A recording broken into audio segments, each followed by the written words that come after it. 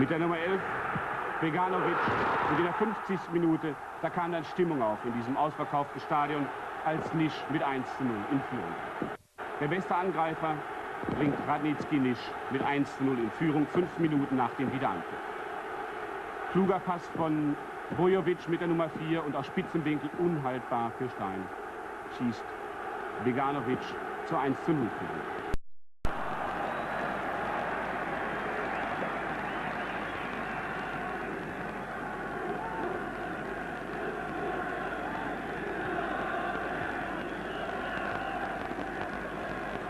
Wehmeyer,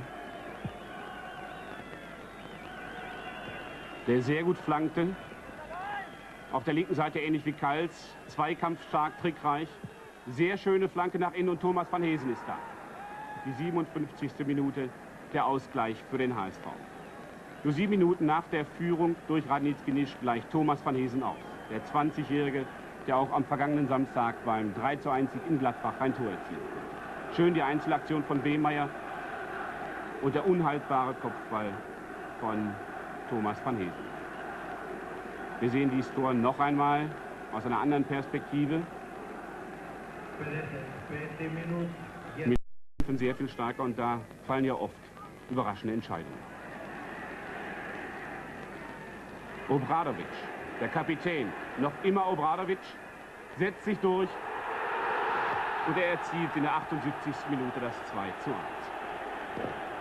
Er wäre nur zu stoppen gewesen mit einem Foul im Strafraum, das wäre Elfmeter gewesen. Kals, der ihm jetzt versucht, den Weg zu verstellen.